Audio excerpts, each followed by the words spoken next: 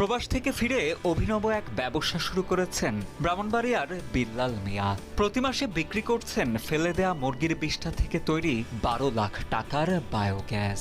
রীতিমতো লাইন টেনে সেই গ্যাস আবার সরবরাহ করছেন এলাকার 68 পরিবারকে। মুরগির বিষ্ঠা থেকে বিল্লালের তৈরি বায়োগ্যাস দিয়েই বাড়িতে বাড়িতে এখন চলছে দৈনন্দিনের রান্না বান্নার কাজ। আমি বিদেশ থাকাকালীন আমার চিন্তা ভাবনা ছিল আর কি একটা মুরগের ফার্ম করবো। আলহামদুলিল্লাহ আমি লাভবান, বায়োগ্যাস দিয়ে লাভবান, মুরগের লেয়ার ফার্ম দিয়ে সেটা লাভবান।